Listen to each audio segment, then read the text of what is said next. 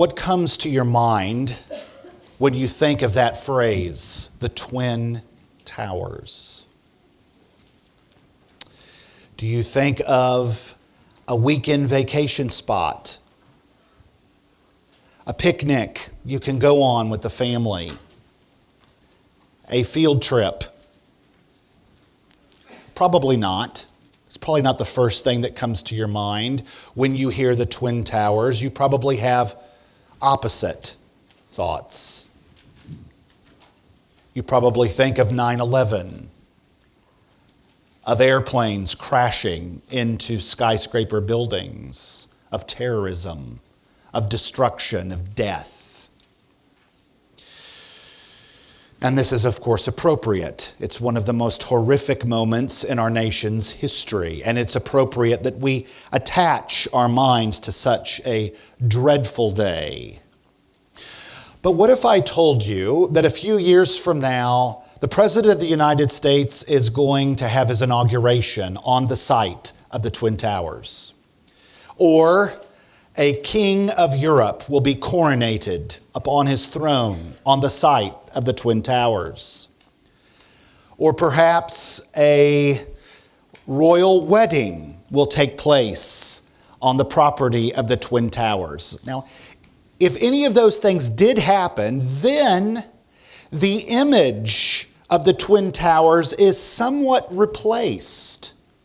No longer is it this solitary doom and dread and black stain in our nation's history, but this horrific memory would then be replaced by pleasantries, by something nice for a change, by a memory that we can say this is a wonderful thing to replace what was a horrific moment of death, now a celebration of life. I think this is what Matthew is doing in Matthew chapter 4, verses 12 through 24, with his repetitive use of the site known as Galilee. I think every first century Jew reading this, particularly the specific locations of Galilee he mentions, would go back to a particular place in their history. Now, what do we make of this Galilee? I think it's significant, given the fact that Galilee is mentioned more times in the book of Matthew than any other book of the Bible. It's mentioned 5 times here, and the 3 dramatic movements in our story, sort of like 3 acts in a play, 3 dramatic movements are always centered on the place called Galilee. So for example, in verse 12, when Jesus heard that John the Baptist had been thrown into prison, what did he do? He goes into Galilee. When Jesus selects his first associates who will extend his kingdom to the world long after he's gone, where does he go find them? We're told in verse 18, on the Sea of Galilee. And then our Lord's entire earthly ministry for those 3 years, right up to the time he dies, is centered, we're told in verse 21, in the entirety of Galilee. So Galilee is prominent and very important to Matthew's readers. So we have to do a little background. Just like people in the 18th century wouldn't know what the Twin Towers mean, and maybe people 2 centuries from us won't know the dramatic meaning of the Twin Towers because of our background, it's such close proximity to it, we have to do a quick little history lesson of why this would pack a punch and what is Jesus doing on purpose by choosing Galilee. So, real quick, the first mention, or one of the first mentions of Galilee in the Bible, took place during the reign of Solomon. So remember the reign of Solomon, that he is the last king of the United Kingdom. the monarchy of Israel. It is the era of good feelings during the reign of Solomon. There's no war. The borders are extended beyond ever before in the history of Israel. Total prosperity. We really have, in many ways, materially, the fulfillment of the blessing of the land. I mean, people from foreign countries are coming to Solomon's court to find out his wisdom and his riches and so on and so forth. And Solomon does something in his reign that had never been done before. He begins to build the temple. His daddy's project, his daddy's vision, he now takes and executes. And he frames this whole temple out of wood. A particular type of, there were several different types of wood, but the main frame of the wood would be cedar wood. The problem is, in and around Israel, don't have a whole lot of cedars, so he went to the king of Tyre. That's modern day Lebanon. He went to the king of Tyre. The guy's name was Hiram. You can read about this in 1 Kings 8 and 9. And he procures thousands and thousands of cedar lumber. And he negotiates with Hiram, Solomon does, in exchange for these thousands and thousands of lumber from the king of Tyre, he gives Hiram, he deeds several cities in Galilee. Galilee is the north section of Israel. So if we're in Johnson County, think Shawnee. Okay, that's Galilee. You have Jerusalem in the south, in Judea, and then if you continue north, Galilee is the northernmost part of Israel. It's surrounded by pagan nations. And to the northwest of Galilee is Tyre. That's by the Mediterranean. And so King Hiram gets deeded these cities in exchange for all the cedar wood for the temple. And in 1 Kings 8 and 9, he comes down to inspect Galilee that he just got from Solomon. And he's about as impressed as you and I are of unsalted cauliflower. He is not pleased. In fact, the text says he gets there and he is not pleased. I mean, this is desolate. There's no fertility. What gain is getting Galilee? He was expecting boardwalk and he gets Mediterranean Avenue. And so that's the first mention of Galilee in the Bible. It's a land that is unimpressive, even to kings. The second sort of mention of the area of Galilee comes from Solomon's son, Rehoboam, a total spoiled brat.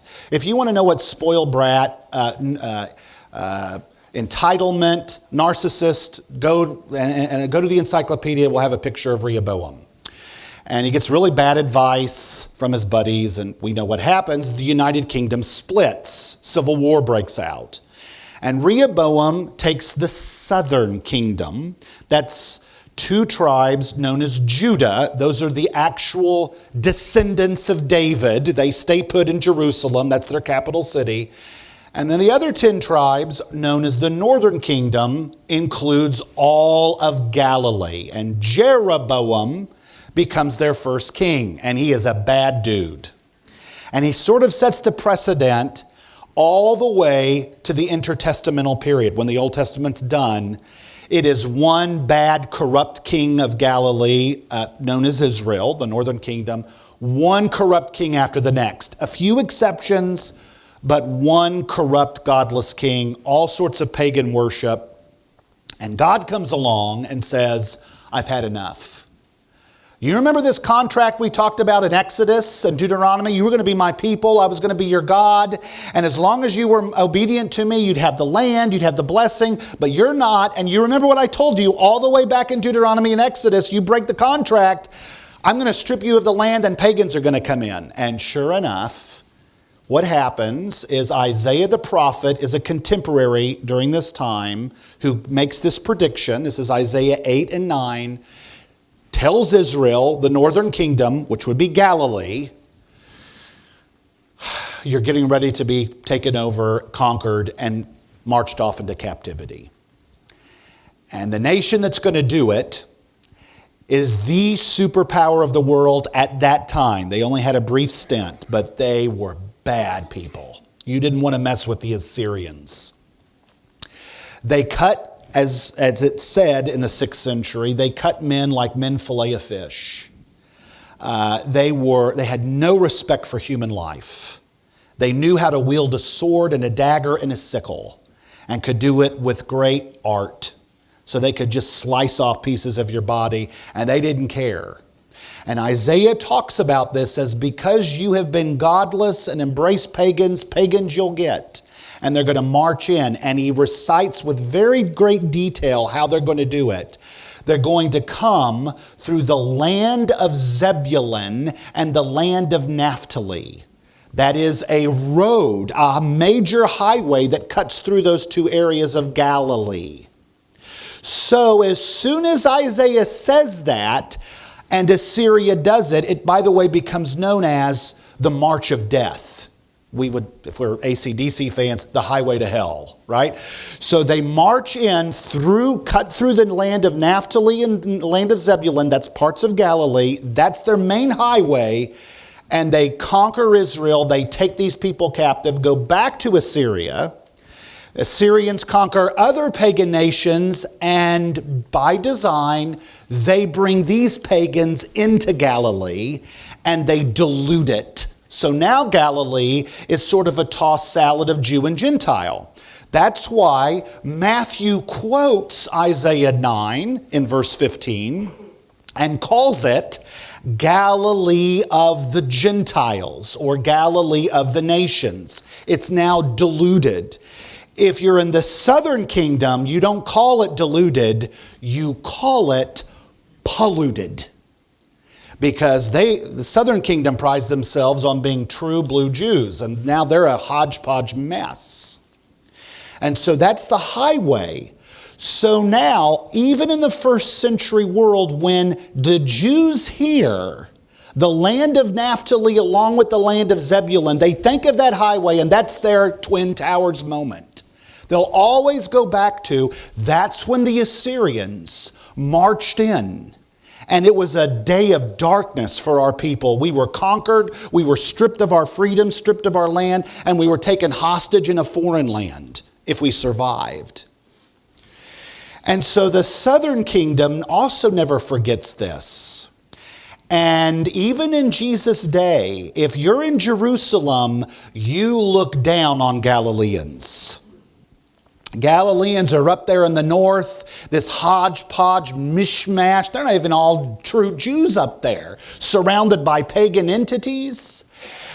Even Galileans, as you'll recall, they have a certain accent that Jerusalem citizens could detect. Remember when Peter's warming his fire on the night of his denial, and a little girl from Jerusalem comes up and says, I think you're a Galilean, I hear it. I mean, if I said to you, I like more cream in my coffee, you would know exactly where I'm from, right? Or I like cream in my coffee. I mean, you would know exactly where I'm from.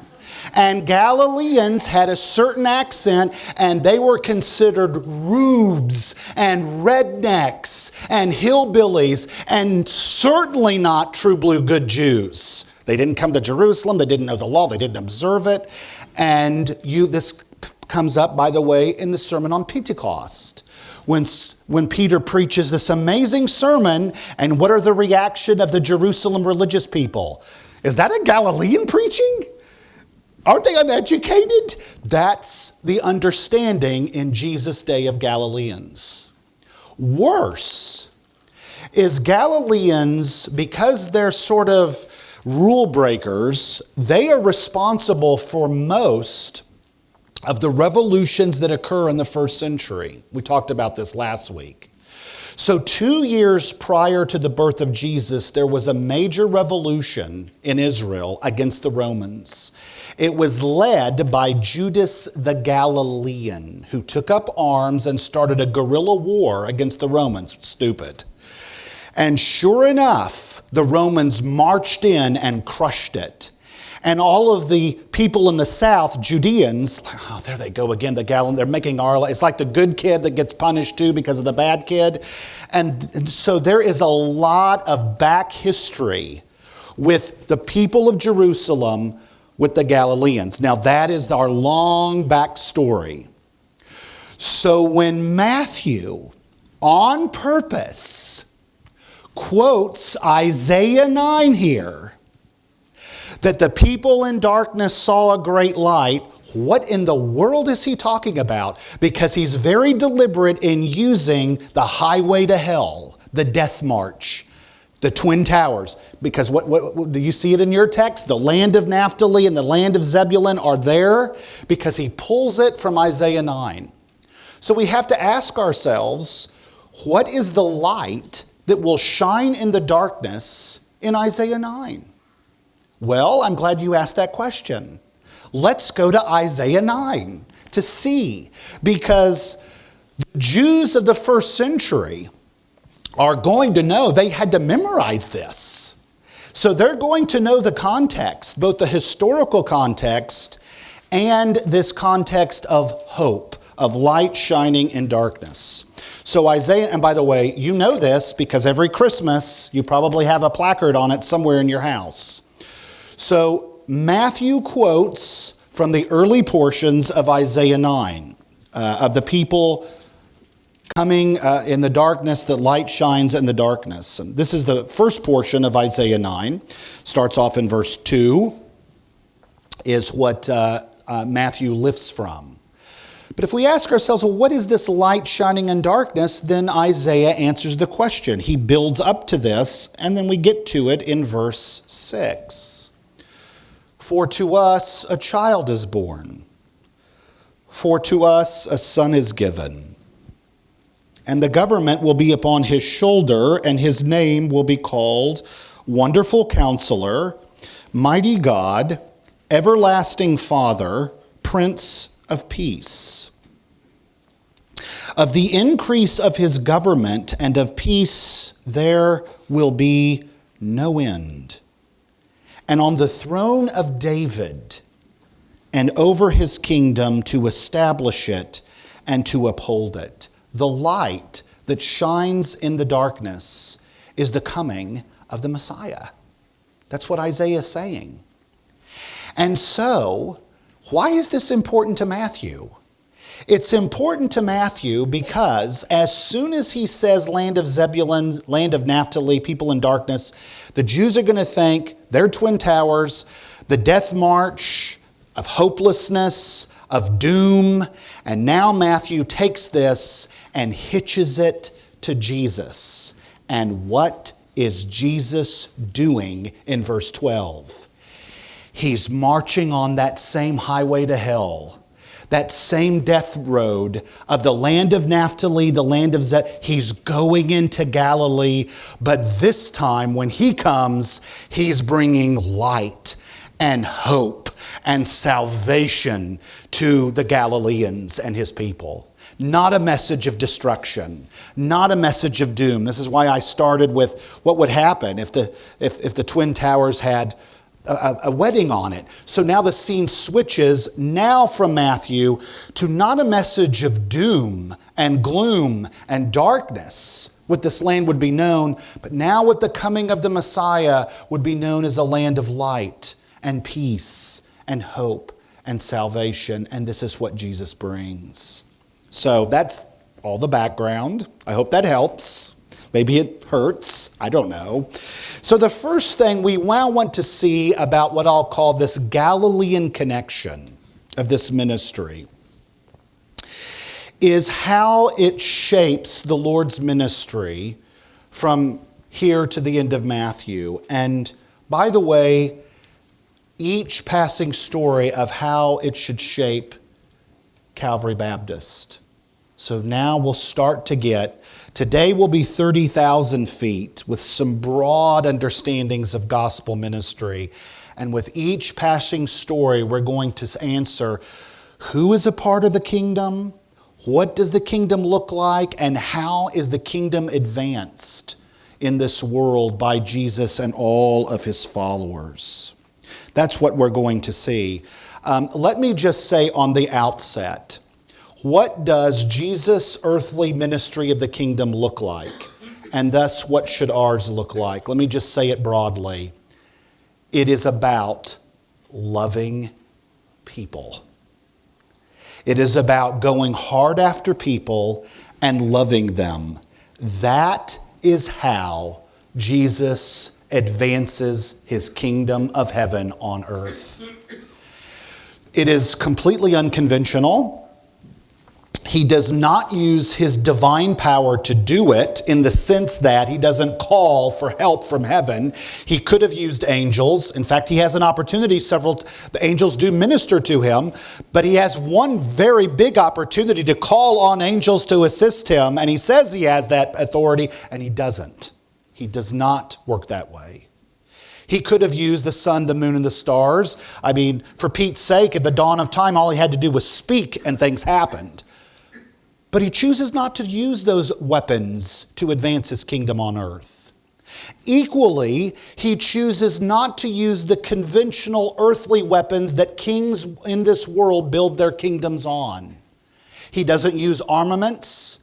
He doesn't tell people to take up swords and fight to overthrow another government. Those are all things they're expecting him to do and are quite disappointed when he doesn't do it. In fact, Peter in the garden tries to sort of push it up when he takes his sword and starts hacking people.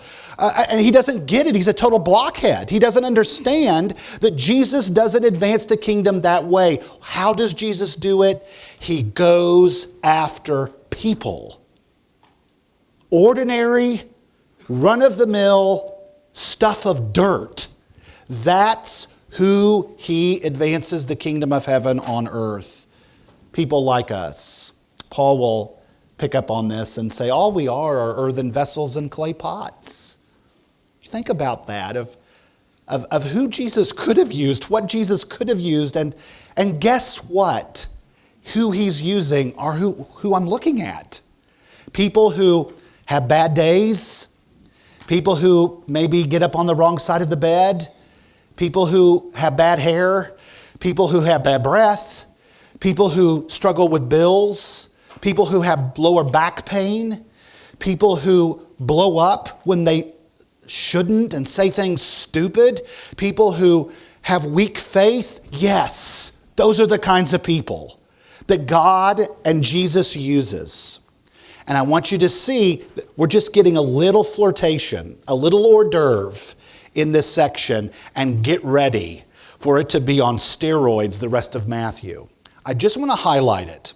Now, to do it, I want to do another background. In the early to mid-90s, I was a part of a church that our church was proudly a part of what was called at that time the church growth movement.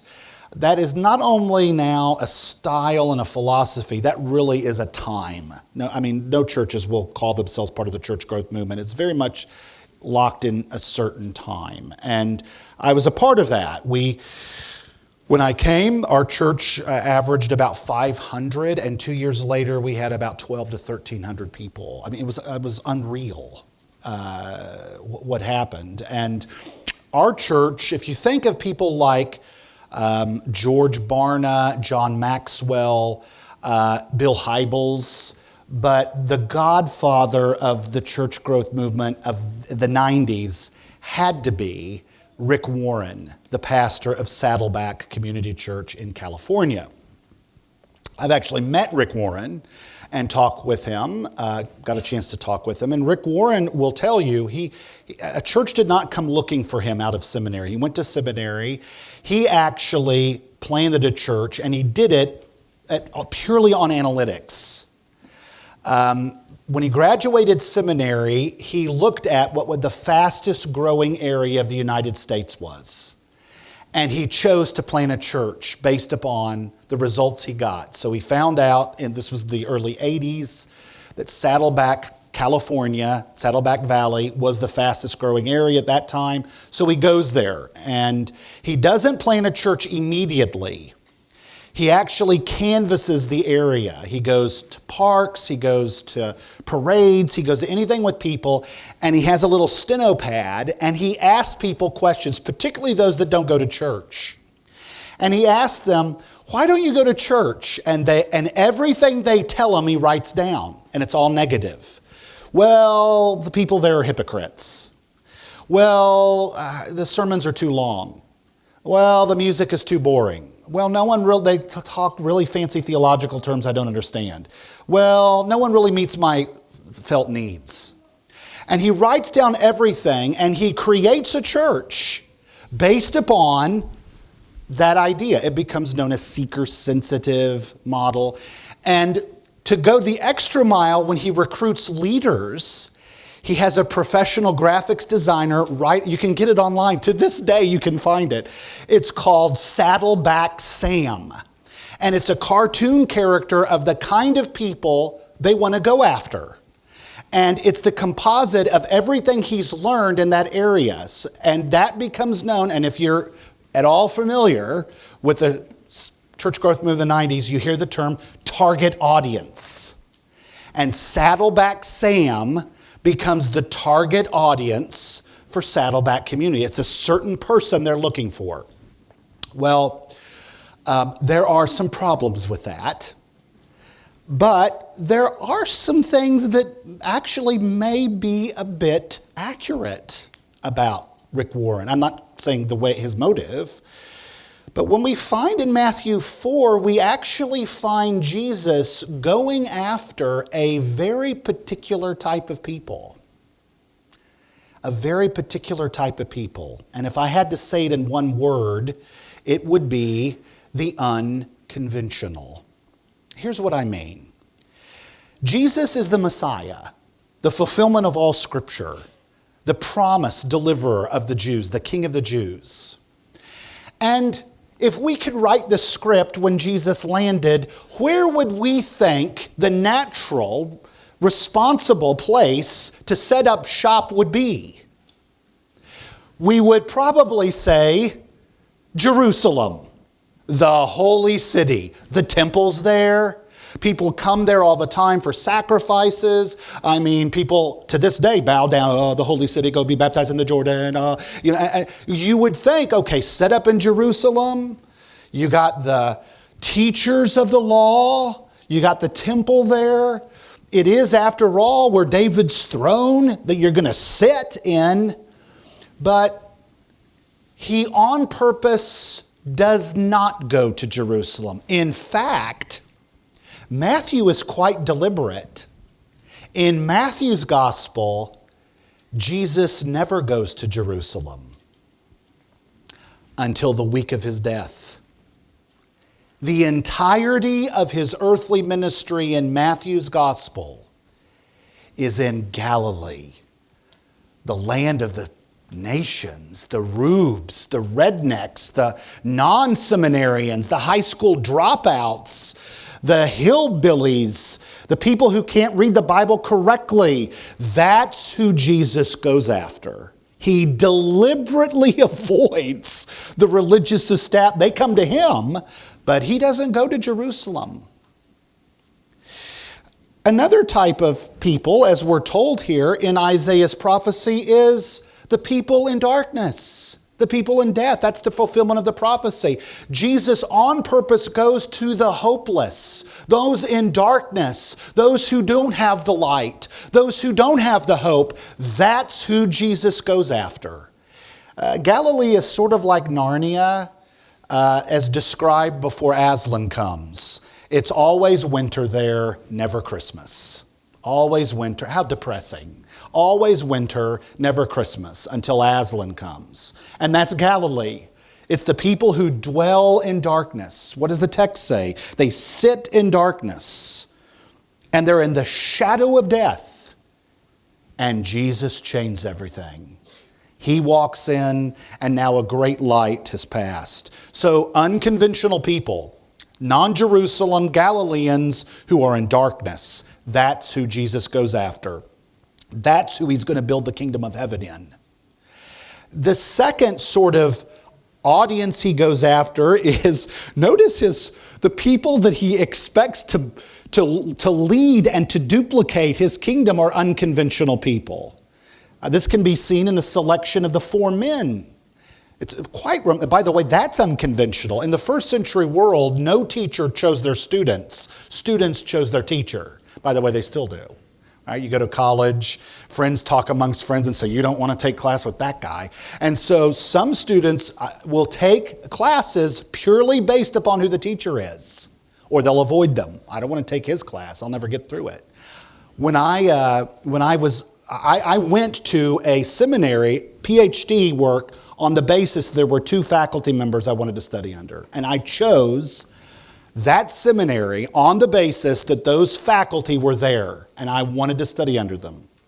Then I got to my dissertation, and you had to have 4 committee members on your dissertation, and 3 had to be part of that seminary. The other one had to be outside just for credibility's sake, so not everyone was seeing the same thing. But I got to choose it. And I'm not going to tell you who it is, because some of you are going to know.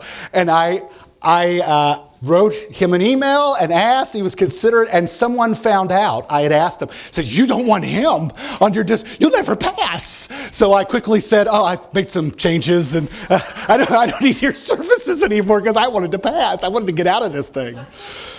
And Jesus does the unconventional. He selects who his students will be, which is completely off the beaten path. No Jewish rabbi would do this. And one would think, okay, Jesus is choosing his closest associates who will bring in the kingdom of heaven. Surely he's going to get the seminarians, the systematic theologians. Surely he's going to get the one best armed with the Bible. And instead, and Matthew was on purpose telling, what are they known for? Right out of the gate, they're fishermen. Now, I don't know about you. I consider myself an outdoorsman. I love the outdoors. One of my greatest outdoor experiences I ever had was going to the Boundary Waters Wilderness, which is a wilderness that the United States shares with Canada. I was there a week in the same coveralls for a week amongst guys. I didn't shave. I didn't have deodorant. I didn't care. Outdoorsmen generally are not worried about how smooth their hands are, what they smell like, and what comes out of their mouth. And I love the plain talk to plain men.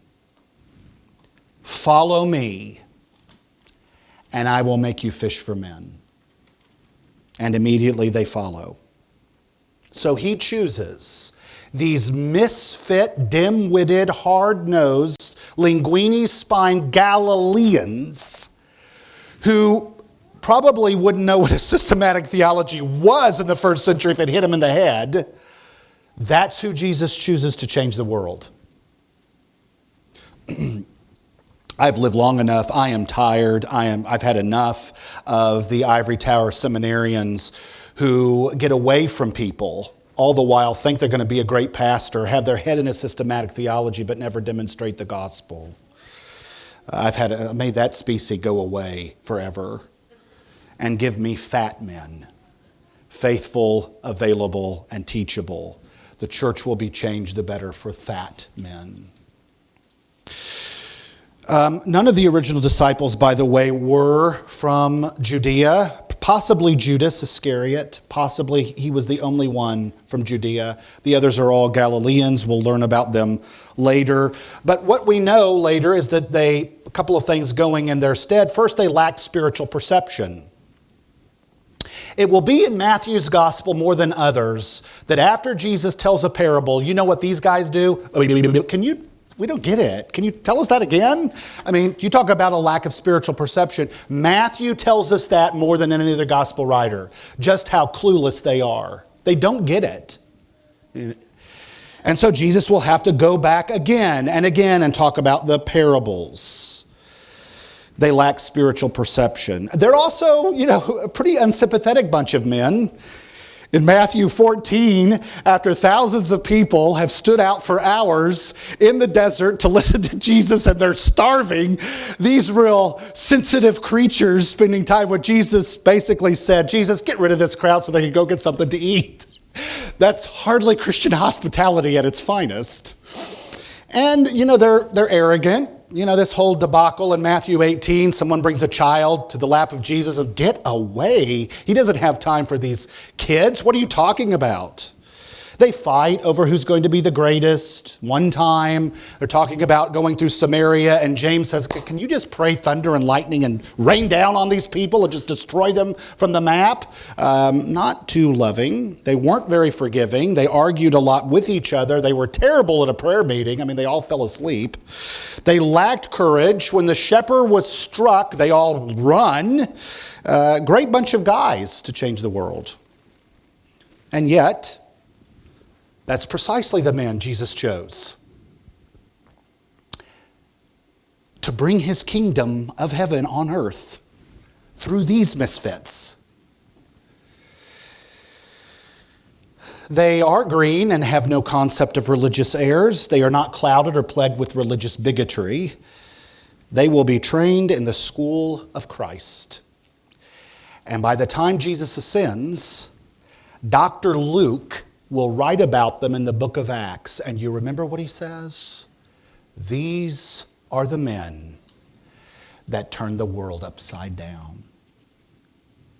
These sectarian, racist, bigoted, arrogant misfits, these, when Jesus gets through with them, they will turn the world upside down for the gospel. I really want to meet Peter when I get to heaven.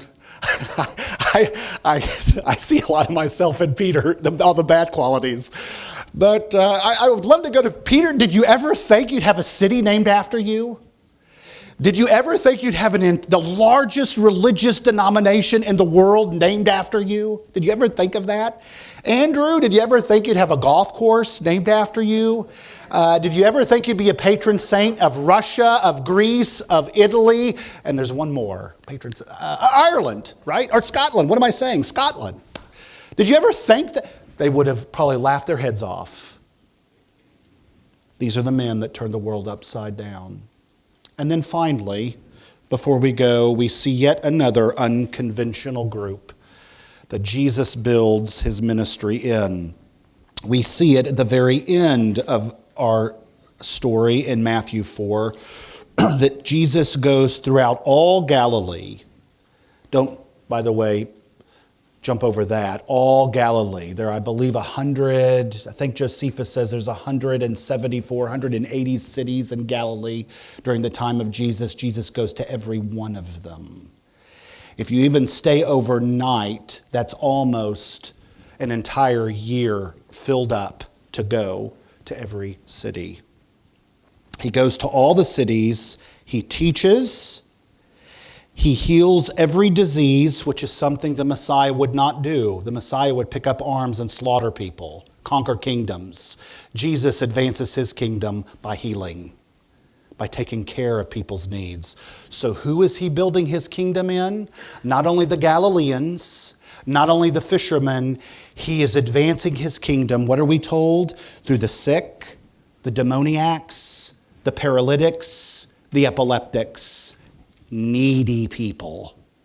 People who need Jesus to be. That's who Jesus goes after and invests. The weak, the puny, the suffering. They have no redeeming worth to a Roman world and to parts of the religious establishment of Judaism. They wouldn't hang out with these people, right? Because they're contaminated. They'd have to do ceremonial cleanse. But Jesus goes after it, and he will build his kingdom around the weak and despised people of this world. And notice again how the impact that all of Galilee and beyond, Jesus had an influence. Now, brothers and sisters, before we go, we cannot duplicate this ministry exactly. We're not messiahs. But there are some powerful principles here, isn't there? And as a church, it's good to be reminded of, and Matthew is going to be a pest because he's going to get very specific about the kind of kingdom Jesus is building his followers to do. But let me just linger up at 30,000 feet. We are the kind of followers Jesus meant us to be if we are going after people. If we are people, I cannot understand, I cannot compute the Christian who says they're converted, grabs a systematic theology book, goes off into a bedroom, shuts their door and says, I don't like people, I don't want to hang out. What are you saved for? So we're about looking after people. The world is our reaching ground. Everybody that has a need, everybody that you know is a potential follower. So the question we should ask, and all of you have your ministries, all of you are saved to go get to work.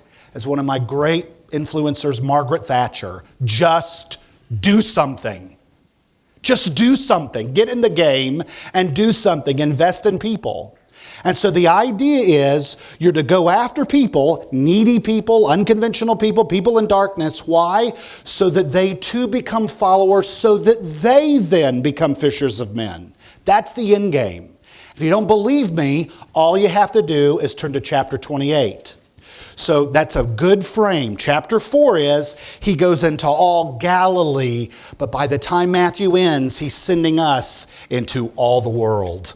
Go everywhere and preach the gospel. Go to everybody. The dark people, the people in darkness who need hope. That's who you're to go after. The needy people who are desperate for Jesus and know they need him, or don't know they need him but are needy. You go after and you love on them. And all the dysfunctionality, guess what? They make the best disciples when Jesus gets a hold of them. I'm reminded of a story, and I probably have read this years ago, and I'll end with this. On a dangerous seacoast this story takes place from Boston to Maine. Shipwrecks are frequent, and in the middle part of the 19th century, a crude little life-saving station was built. It was one building, and it was just a hut. 2 men, 1 boat. But they were devoted to keep a constant watch on the sea in these tumultuous waters where shipwrecks were frequent. With no thought of themselves or the crude boat that was half the time they were repairing, these men would go out day and night and tirelessly search for anyone who might need help on the high seas. Through the years, many lives were saved by their efforts. After a while, that life station became famous on that eastern part of the United States. Some of those who were saved by those 2 men and a crude boat, as well as the surrounding area, wanted to be part of the work. So they gave time and their money for its support. New boats were bought, additional crews were trained, and the station grew. So much so that some of the members became unhappy that the building was so dilapidated. They felt a larger, nicer place would be more appropriate as the first refuge of those saved from the sea. So they replaced the emergency cots with hospital beds and put better furniture in the enlarged building. Soon, the station became a popular gathering place for its members to play checkers, to read the newspaper, to smoke pipes, to discuss work, and to visit with one another. They continued to remodel and decorate until the station took on more and more of a country club. Fewer members were interested in going out to the sea on life-giving missions, so they actually hired professional crews to do the work on their behalf. Now, the life-saving motif still prevailed on the club emblems and the stationery, and there was a lifeboat in the lobby where the club held its initial meetings. One night, a large ship was wrecked off the coast, and the hired crews brought many boatloads of cold, wet, half-drowned people. They were dirty, bruised, and sick.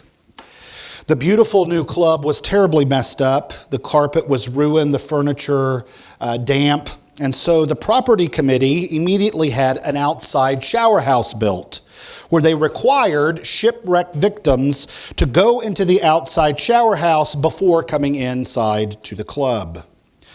At the next meeting, there was a split in the club membership. Most of the members wanted to stop the club's life-saving activities altogether. It was considered an interruption to their social life, unpleasant, and a hindrance. Few members insisted on keeping life-saving as the primary purpose and pointed out that, after all, they were called to save lives. But those members were voted down and were told that if they wanted to save lives, they could begin their own station down the coast somewhere. And so they did. As the years went by, a new station was erected that later faced the same problems as the one before, and on it went. And to this day, if you tour Boston to Maine on this particular route, you will see all sorts of country clubs on the beaches. Every one of those, particularly the ones with emblems on the entry, were once upon a time life-saving stations. I fear that is a striking illustration of the church. The work of fishing men and women out of the sea of sin, the work of rescuing them from the breakers of hell, is the greatest work the church is called to do. It is, after all, our commission to go and make disciples. And in the words of Spurgeon, too many churches are not fishers of men, they are keepers of the aquarium. May God help us as we journey through Matthew to be the right kind of church, the right kind of disciples Jesus wants to advance his kingdom in. Father, I thank you for this dear people. I thank you that I can journey with them in this life as one of them that has been saved from the darkness into the glorious light. God, lead us and guide us in this wonderful journey of Matthew. And sweet Jesus, we give you permission to be a pest to us, because that you will, in this wonderful book that glorifies you and gives us our marching orders. Help us as we journey through Matthew to have just good conversations of what we can do better, what the fruit that we are seeing, and to rejoice in that, all for the worth of your name. This we pray in the name of Jesus our Lord, and for his sake. Amen.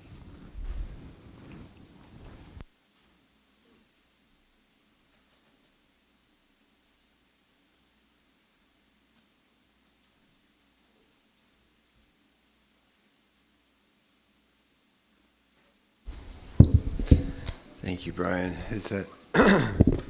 As we transition to the Lord's Supper, I'm struck by what qualifies us for the kingdom of heaven is our neediness to be forgiven, our need for salvation.